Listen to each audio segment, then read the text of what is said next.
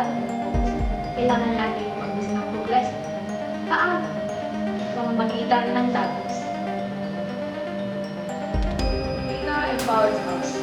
The statistics help us understand the real situation of Filipino families sa kalusugan, trabaho, kita at tirahan.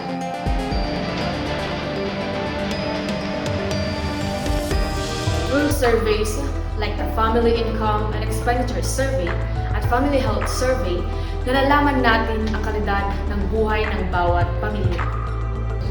Censuses tulad ng Census of Population and Housing ang naglalahad ng tamang bilang ng tao, bahay at pangangailangan sa buong bansa. And thematic surveys like the Labor Force Survey at Community-Based Monitoring System tell us about jobs, communities, and opportunities. Lahat ng ito ay mahalaga para sa tamang plano at pulisiya na makakatulong sa bawat Pilipino. Kaya mahalaga na lahat tayo ay makiisa. Kapag kumatok ang PSA enumerators, let's welcome them, answer honestly, and provide accurate information. Your participation upgrades the quality and standard of statistics in our country. Sa bawat tamang sagot, mas nagiging malinaw ang larawan ng ating lipunan. For those who want to know more, Visit the PSA OpenStat website to access data on poverty, visions, and more.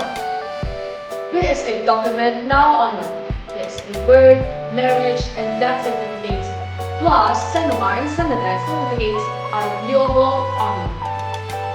And review the statistical survey review and clearance system on the PSA website. Knowledge is just a click away. statistics matter. The Statistics Guide. Statistics inspire. As statistics empower,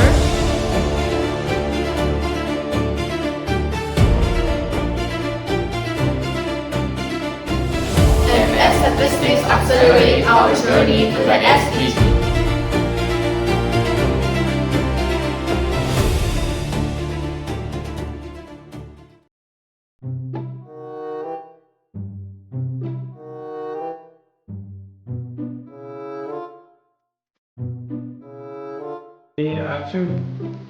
Kapag matok.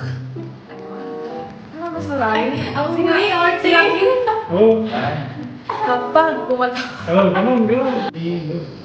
and review the statistical. Mag-usap. May Okay, so, kakatapos namin. Katapos namin. Yes.